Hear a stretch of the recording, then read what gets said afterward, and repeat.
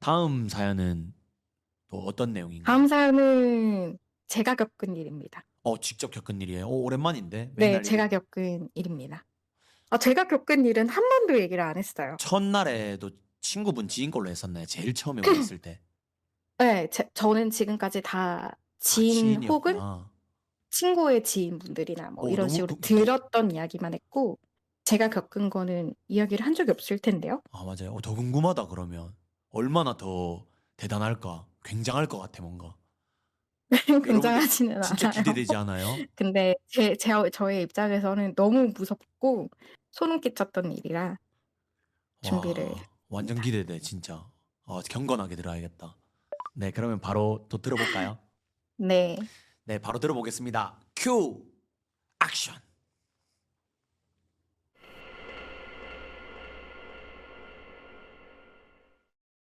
이거는 제가 대학생 때 겪은 일이에요. 제가 대학교를 다니는 중에 방학 동안에 단 한 번도 한국에 없었거든요. 다 연수 가고 뭐 참여하러 일본 가고 그랬었거든요.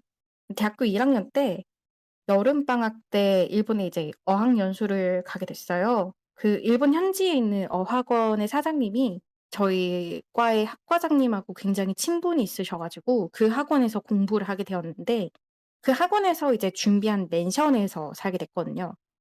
그 맨션에 뭐 같은 층을 싹 빌려 가지고 거기를 풀대관을 해서 산 게 아니고 진짜 일본인들이 사는 집들인데, 그 맨션에 빈 방이 있으면은 거기를 다 쪼금씩, 쪼금씩, 쪼금씩 단기 계약을 해서 살게 된 거예요. 그래서 같이 온 인원은 한 20명 다 흩어져서 살았어요. 아시는 분도 계시겠지만은 일본 집이 방음이 안 되는 데가 정말 많아요. 제가 살았던 집도 그랬거든요.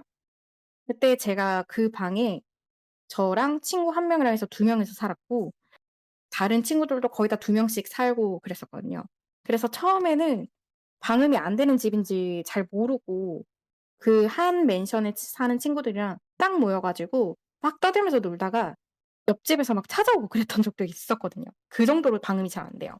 근데 뭐 지내도 2달 조금 안 되게 지내다 보니까 뭘 해 먹으려고 뭐 주방 용품을 사는 게 너무 그런 거예요. 그래서 아침, 점심, 저녁을 다 밖에서 해결을 하거나 아니면 편의점에 가서 뭘 사 와서 집에서 먹거나 하는 경우도 많았고, 아니면 그냥 저녁은 아예 술집에서 술을 마시면서 반주를 하고 그랬어요.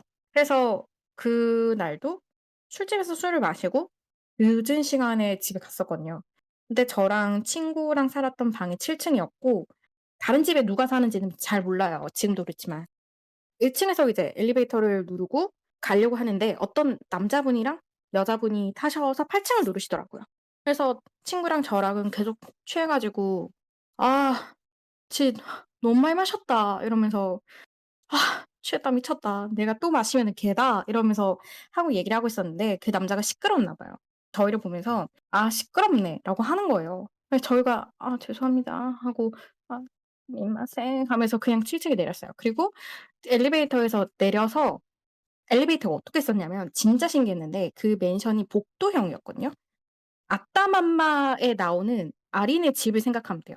근데 그 가운데에 엘리베이터가 있는데 엘리베이터가 맨션을 가운데를 가로지르고 올라오는 게 아니라 엘리베이터를 올리기 위한 기둥 같은 게 하나 더 있다고 생각하면 돼요. 잘 이해가 안 될 수도 있는데 하여튼 그래서 그 엘리베이터에서 내리면 복도가 싹 다 보이는 구조였거든요. 그래서 그 엘리베이터를 내려 가지고 저희가 내리자마자 오른쪽으로 꺾어서 두 번째인가 세 번째 방인가 그랬을 거예요. 그래서 저희가 들어가는 거를 봤겠죠. 하여튼 그렇게 한 2주 정도 되게 방탕하게 살았어요. 진짜 맨날 술 마시고. 그러다가 학원에서 시험을 본다는 거예요. 그래서 '와 망했다.' 하고 진짜 성실하게 지냈던 적이 있어요. 그래서 학원에서 집으로 가는 길에 반찬으로 먹을 거 막 사 가지고 집에 와서 햇반에다가 그것만 먹고 공부만 하고 그랬었거든요. 근데 한 저녁에 한 9 시쯤 되니까 윗집에서 엄청 쿵쿵거리는 거예요. 그 바닥에다가 일부러 뭐를 찢는 듯한 느낌? 망치 같은 걸로 일부러 두드리는 느낌이 들었어요. 막 여자 비명 소리도 들리고 그래서 너무 무서운 거예요. 그래서 학원에 이제 사장님하고 도와달라고 얘기를 했는데 관리자가 집에 가면은 그 윗집에 아무도 없는 상태고 이래서 그렇게 지냈는데 한국으로 돌아가기 얼마 안 남았을 때였어요. 진짜 소름 끼치는 상황이 있었는데 제가 베란다에서 담배를 폈었거든요. 그 좁은 베란다인데 거기 바닥에다가 까만 색깔 재떨이를 두고 거기서 두고 담배를 폈는데 어느 날 이제 학원 갔다 와서 밥 먹고 공부하고 씻고 자려고 한 11시 쯤인가 엄마랑 전화하려고 베란다에 가서 그냥 익숙하게 재떨이 이렇게 딱 집어 올리려고 하는데 뭐가 있는 거예요. 그래서 이게 '뭐지?' 하고 딱 봤는데 하얀 거가 뭐가 이렇게 똘똘 싸져 있는 거예요.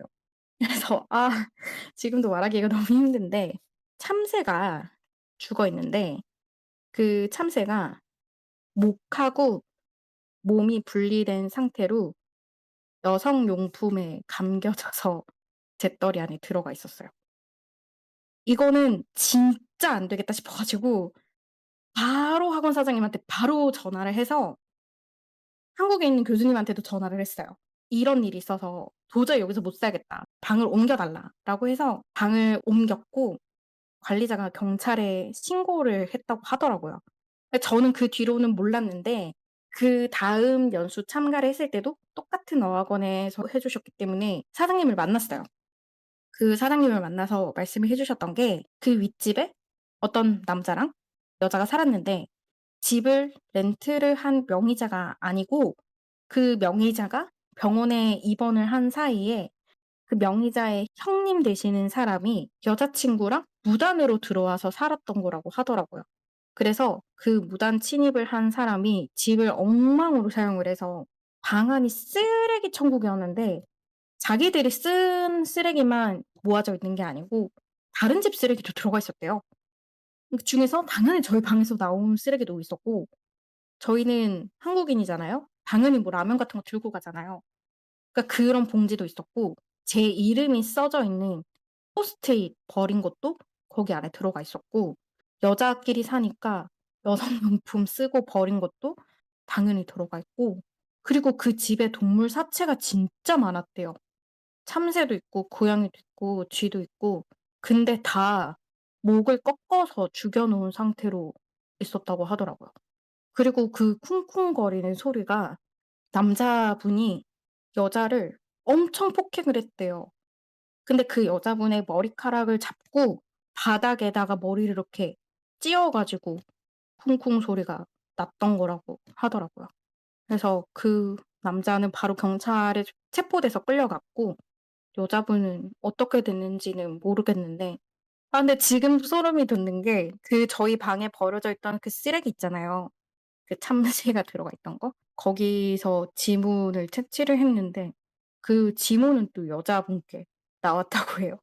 그 베란다에 도대체 어떻게 와서 그 재떨이가 진짜 바닥에 있었거든요. 그러니까 베란다 위층에서 "들어가라." 하고 던져도 그 재떨이에 쏙 들어갈 수가 없는 구조예요.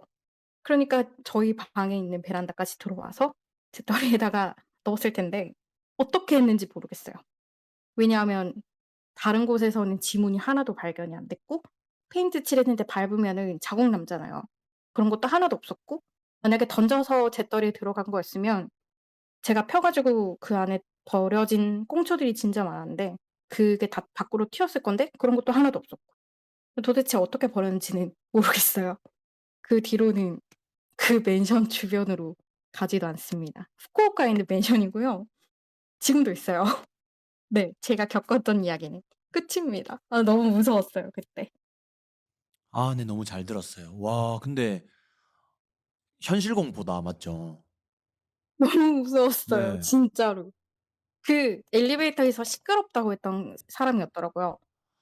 그러니까 저희를 보고 괴롭히려고 그렇게 했는지 뭔진 잘 모르겠어요. 어 CCTV 막 뒤지니까 네네. 그 한국도 그런데 이제 쓰레기별로 버리는 요일이 정해져 있거든요. 네.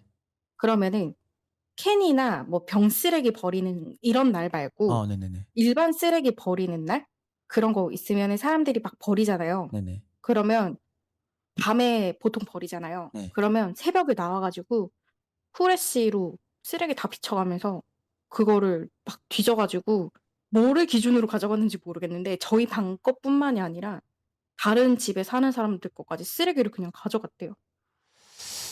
살짝 조금 그런 거 있는 것 같아요. 좀 병을 좀 가지고 있는 사람인 것 같은데. 쓰레기 같은 거 다 모으고 이러시는 분들. 모르겠어요. 병이 있으셨는지까지는 모르겠고 아마 그 여성분이 뭔가 그런 병적인 게 있으셨겠죠. 근데 그런 거를 떠나서도 남자분도 보통은 아니신 것 네, 같았어요. 그래 보여요. 그러니까 둘 다 정상 아닌데? 정상 아니죠. 네. 그 그리고 그 명의자분이 네. 입원했다 그랬잖아요. 네네네네. 그것도 형이 폭행을 해서 입원을 했던 거더라고요. 아니, 거기 터가 이상한 건가? 아, 근데 또 얘기하시는 거 들어봤을 때 평상시랑 조금 이 텐션이 조금 다르신 게 본인 얘기다 보니까 맞아요. 차분한 것보다 그거보다 살짝 떠 있더라고요. 뭔가 무서워요, 무서워요 이런 게 좀 뭔가 느껴진다 그래야 되나? 이렇게 좀 차분하셨던 분이 뭔가 저는 조금 네. 그거를 봤으니까요. 그니깐요. 그게 제가 그거를 집어서 들어서 봤다니까요. 그러니까 이게 감정이 전달이 된다. 이게 진짜 다르다. 자기 거 읽는 거랑 다른 사람한테 전해 들었을 때는 자기가 그걸 직접 본 게 아니니까 공포감은 덜하잖아요, 사실. 와, 소름이다 이 정도인데 뭔가 그게 맞아요. 목소리에서 느껴져요. 평상시 감정보다. 근데 집중 진짜 잘 된 것 같아요, 저는. 진짜 계속 생각하면서 들었거든요. 왜 그랬지? 왜 그랬지? 하면서 생각하면서 들었는데 너무 잘 들었습니다, 진짜.